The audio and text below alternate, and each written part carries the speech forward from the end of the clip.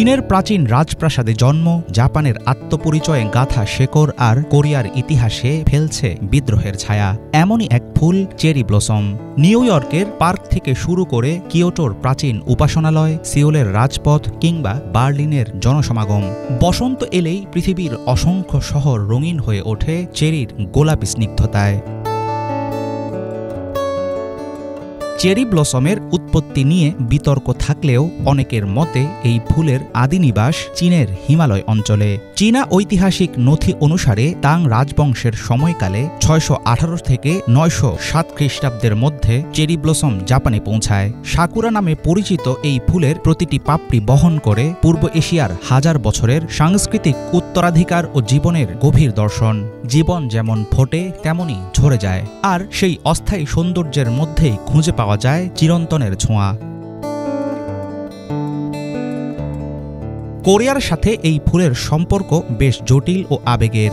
জাপানি ঔপনিবেশিক শাসনের সময় চেরি গাছ কোরিয়ায় রোপিত হয় দখলদারদের রাজনৈতিক শক্তি প্রদর্শনের প্রতীক হিসেবে। স্বাধীনতার পর অনেকেই সেই গাছ মুছে ফেলতে চেয়েছিল ইতিহাস থেকে, কিন্তু সময় বদলায়।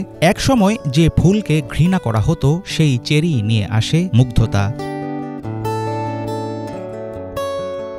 একটি ফুল দেশ ও সময়ের সীমানা পেরিয়ে ক্রমান্বয়ে হয়ে উঠতে পারে ইতিহাস, প্রতিবাদ, প্রেম এবং সৌন্দর্যের বাহক। বর্তমানে চেরি ব্লসম উৎসব উদযাপিত হয় জাপান, চীন, কোরিয়া ছাড়াও America, Finland, Philippines, Taiwan, Macau, Georgia, Germany সহ বিশ্বের বহু দেশে। মার্চের শেষ থেকে এপ্রিলের শুরুর সময়টা যেন আন্তর্জাতিক চেরি বসন্ত। পৃথিবী জুড়ে প্রায় ৪৫০ প্রজাতির চেরি ফুল পাওয়া যায়। ৯০ ফুট পর্যন্ত পৌঁছাতে পারে চেরি গাছের উচ্চতা। তবে এত বিশালতার মধ্যেও খুবই অস্থায়ী হয়ে থাকে এই ফুলের জীবনকাল, মাত্র ৭ থেকে ১০ দিন।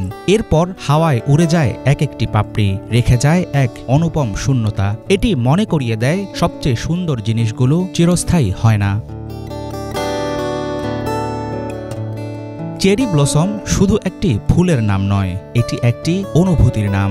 বর্তমানে সংকট, সংঘাত ও যুদ্ধক্লান্ত বিশ্বে ভালোবাসার সৌরভ ছড়ায় গোলাপি, সাদা ও লাল রঙের গুচ্ছবদ্ধ চেরি ব্লসম। ফুল হয়ে নয়, স্মৃতি হয়ে, ইতিহাস হয়ে, আত্মার ভেতর গেঁথে থাকা সময়ের সাক্ষী হয়ে টিকে থাকে হাজার বছরের পুরনো এই ফুল।